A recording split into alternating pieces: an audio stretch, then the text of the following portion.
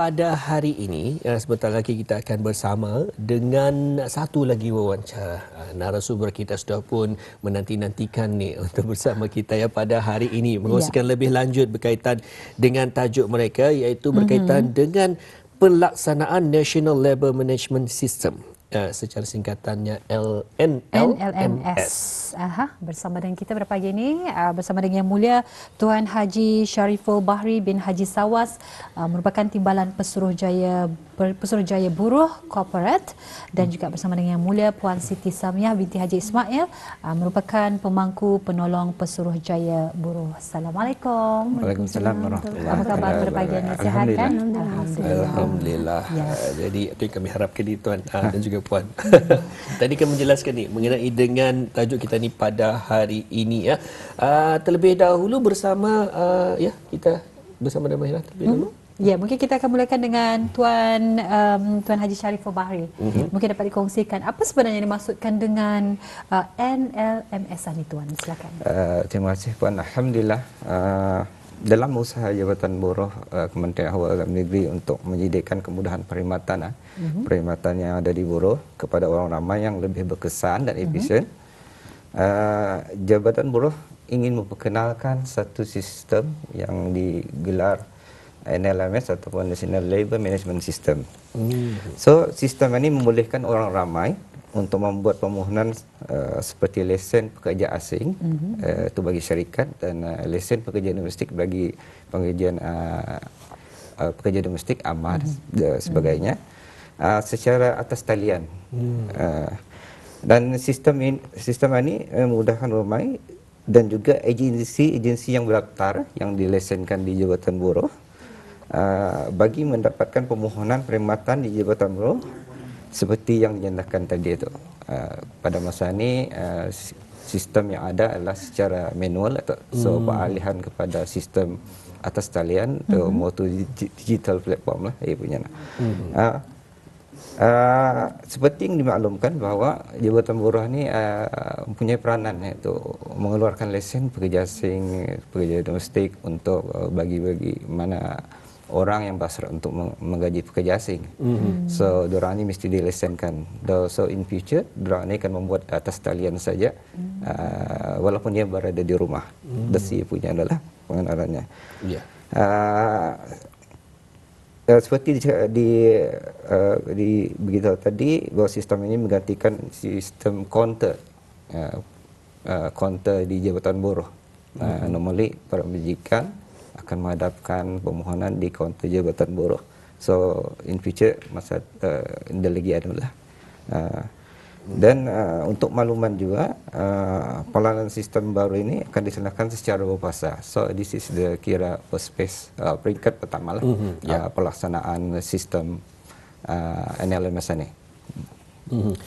Baik, seperti dijelaskan oleh Tuan tadi ya, berkaitan dengan sistem baru ini, iaitu pelaksanaan National Labour Management System. Adakah sudah pun terlaksana fasa pertamanya ataupun nanti akan terlaksana, dan mungkin dapat dikongsikan bila tu kalau nanti? Ya, okey. Pada masa ni sistem ini dalam masa testing masa ni. So, kalau mengikut, insyaAllah masa ini ada beberapa syarikat yang telah selected untuk membuat pendaftaran bagi testingan ni. InsyaAllah sistem ini bagi fasa pertama ni, lesen pekerja asing dan lesen pekerja domestik ini akan bermula pada 1 April 2023, iaitu bersamaan dengan 10 Ramadan lah tu, sudah 1444 Hijrah. Dan pelaksanaannya akan seperti yang dimaklumkan tadi, akan secara berfasa. This is the first phase, dan selepas tu ada lagi fasa yang selebihnya akan dilaksanakan. Ya, jadi kita ingin mengetahui juga bagaimana sekiranya jika ada orang ramai ataupun agensi-agensi pekerjaan yang mungkin dapat menggunakan sistem ini, mungkin dapat dikongsikan daripada Puan sendiri. Silakan. Bismillahirrahmanirrahim. Assalamualaikum warahmatullahi wabarakatuh. Terima kasih. bagi orang ramai dan agensi-agensi pekerjaan, bagi mereka untuk menggunakan sistem ini nanti, mereka hendaklah terlebih dahulu memiliki akaun di dalam sistem NLMS. Dari itu, untuk mendapatkan akaun dalam sistem NLMS ini, mereka hendaklah membuat pendaftaran ke dalam sistem ini, iaitu one time registration. Baik, untuk selanjutnya Puan dan juga Tuan, mungkin dapat dijelaskan mengenai dengan objektif pelaksanaan serta kebaikan dan juga kemudahan bagi orang ramai yang berkaitan dengan pelaksanaan National Labour Management System ini. Okey, terima kasih. Seperti dinyatakan tadi, ia punya objektifnya adalah menyumbang kepada keberkesanan perkhidmatan yang ada di Jabatan Buruh. Dan yang kedua ialah membolehkan para majikan ataupun orang ramai yang berhasrat untuk mengaji pegawai asing membuat permohonan secara atas talian dari segi kemudahan kepada orang ramai. Dan juga sistem ini nanti ia akan link up ataupun integrate dengan jabatan sistem di Jabatan Immigration, Pendataan dan Kebangsaan.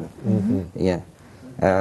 Ia akan membolehkan kedua jabatan berkongsi maklumat dan dapat berpengasahan dengan cepat dan tepat. Itu antara kelebihannya.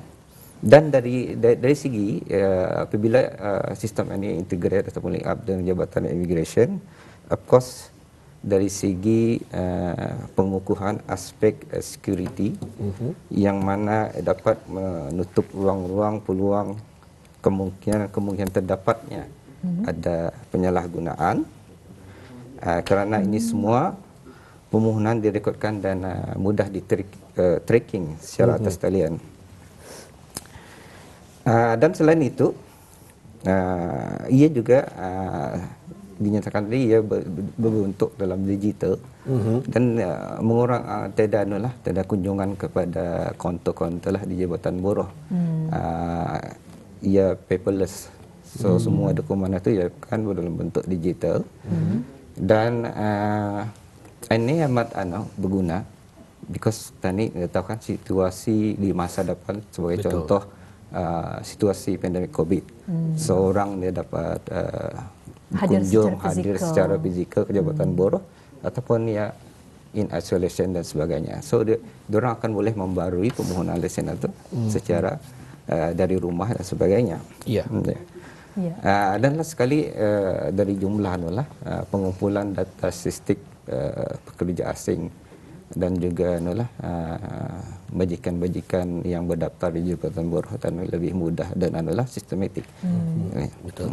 Ya, alhamdulillah. Jadi mungkin Tuan, bagi orang ramai dan juga mungkin ada agensi-agensi pekerjaan yang sedang sekarang ini menyaksikan ya pagi pada ketika ini.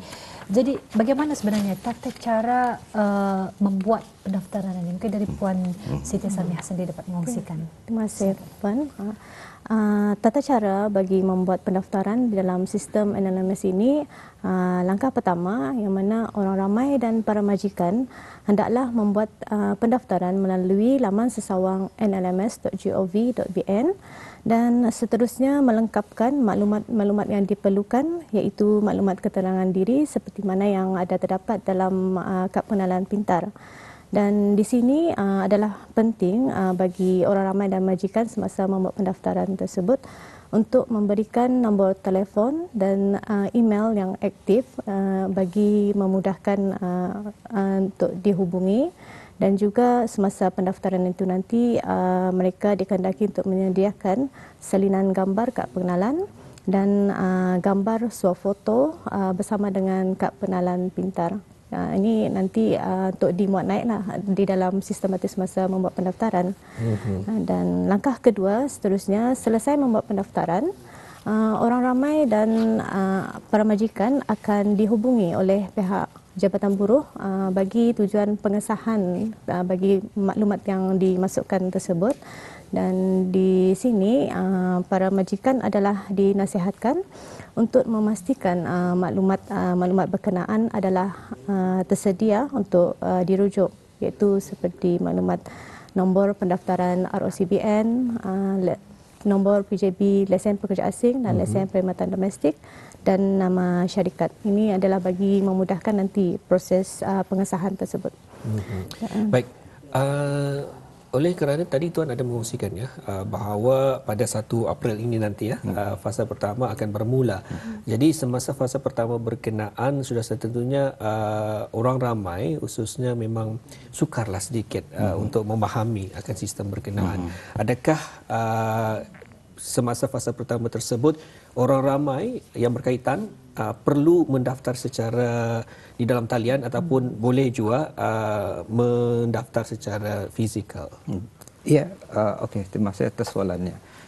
Apabila satu hari itu sudah ada dilaksanakan di Jabatan Buruh, satu is para majikan ataupun orang ramai boleh satu berkunjung ke untuk maklumat lanjut ke laman sesawal Jabatan Buruh www.labor.gv.bn, because sana ada maklumat dan tata cara yang telah dikongsikan dan step-step yang perlu diikuti semasa semasa buat pendaftaran dan sebagainya. Dan juga kami ada mempunyai talian bagi sebarang pertanyaan di Jabatan Buruh, iaitu nombornya 2382-678. So orang ramai ataupun para majikan boleh menghubungi atas talian ini. Dan juga orang ramai boleh berkunjung di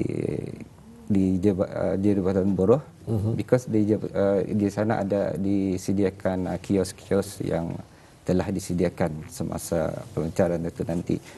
Maknanya apabila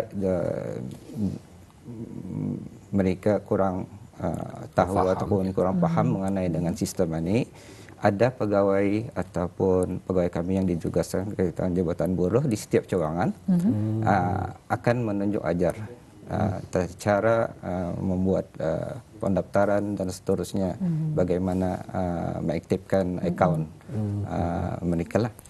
Jadi ini bermakna bermula pada 1 April tersebut ianya akan secara digital, secara keseluruhan akan tetapi insya-Allah dibantu kepada bes kita yang hadir ke cawangan-cawangan akan dibantu untuk membuat pendaftaran dan juga pihak Tuan akan menangani tu ataupun menunjuk cara kepada mereka ini. Bagaimana pula untuk seterusnya, Mahira? Ya, alhamdulillah. Jadi kalau kita tadi dikongsikan ya, pendaftaran bermula pada 1 April 2023. Jadi bagi bis kita yang mungkin berhasrat untuk membuat pendaftaran tersebut, bis kita bolehlah membuat pendaftaran melalui website nlms.gov.bn. Yang penting di sini turut dinyatakan perlu melengkapkan ya informasi-informasi bis kita, dan juga bis kita boleh mengetahui lebih lanjut lagi berkenaan dengan informasi dan juga maklumat tersebut dengan melayari di laman sesawang mereka, iaitu di www.labor.gov.bn. Alhamdulillah. Jadi mungkin untuk akhirnya mungkin dapat dikongsikan daripada Tuan Haji Shariful Bahri. Okay. Harapan. Ini adalah untuk Jabatan Buruh mengingatkan kepada orang ramai lah, khususnya yang mempunyai lesen pekerja asing ataupun lesen pekerja domestik yang masa ini diperkuaskan lah untuk untuk membuat pendaftaran semasa pembukaan itu, memastikan nombor telefon yang diberikan itu mudah dihubungi, dan juga email yang disertakan itu adalah yang aktif lah. Ini bagi tujuannya adalah bagi memudahkan pengasahan maklumat-maklumat yang diberikan. Jadi kalaunya ataupun nomornya itu tidak dapat diberikan, menyukarkan pihak Jabatan Buruh dalam buat pengasahan lah. Sama juga ada email ini berguna apabila notification itu akan dimasukkan dalam email. So para pemohon yang itu diorang akan boleh mencek lah even sekarang masa permohonan tu orang boleh tracking di mana permohonan dan sebagainya. Yang kedua, strategi Jabatan Buruh adalah untuk mengikuti langkah-langkah step yang telah ditetapkan. Because dalam sistem itu ada yang memberitahu apa langkah-langkah dan seterusnya, dan mudah untuk diikuti untuk membuat sembarang permohonan pendaftaran dan sebagainya. Dari segi itu, jadi dalam ini diharapkan para pengguna, khususnya ramai majikan dan sebagainya, akan dapat menggunakan sistem ini, memudahkan mereka untuk membuat permohonan secara melalui sistem LMS yang untuk digital, dan ini satu dari segi maklumatnya akan didapat boleh diakses pada bila-bila masa ia punya dalam sistem berkenaan. Baik, Jo bersama dengan Puan Siti Sameh, mungkin ada tambahan ataupun juga daripada Puan sendiri? Untuk dari segi nanti pendaftaran untuk para majikan dan orang ramai yang sudah mendaftar nanti adalah dimaklumkan untuk mereka mengaktifkan akaun mereka. Nanti mereka bolehlah mengaktifkan akaun mereka melalui email yang mana mereka akan diberi pautan link untuk mengaktifkan akaun. Jadi seperti yang dimaklumkan tadi, email yang diberikan tersebut hendaklah email yang aktif lah. So di sana nanti untuk memudahkan mereka mengaktifkan akaun semasa pendaftaran tersebut. Baik, sekali lagi Puan, mungkin Jo dikongsikan bagaimana jika orang ramai ingin mengetahui lebih lanjut mengenai dengan tajuk ini. Untuk orang ramai yang ingin mengetahui lebih lanjut lagi berkaitan dengan sistem baru NLMS dan langkah-langkah atau cara-cara bagi membuat pendaftaran, mereka bolehlah melayari seperti mana yang tadi, melayari laman sesawang Jabatan Buruh iaitu www.gov.bn, dan ataupun nanti hadir ke kios-kios yang akan disediakan nanti, ataupun menghubungi ke talian 2382-678 bagi mendapatkan maklumat lanjut ataupun mengetahui langkah-langkah bagaimana nanti membuat pendaftaran tersebut. Ya, Alhamdulillah ya. Demikian tadi kita mengikuti seminar wawancara kita kali ini, dan kita ucapkan terima kasih kepada Yang Mulia Tuan Haji Shariful Bahri bin Haji Sawas, merupakan Timbalan Pesuruhjaya Buruh Korporat, dan juga bersama dengan Yang Mulia Puan Siti Sameh binti Haji Ismail, merupakan penolong pegawai kerja tingkat 1. Terima kasih sekali lagi. Assalamualaikum warahmatullahi wabarakatuh. Waalaikumsalam warahmatullahi wabarakatuh.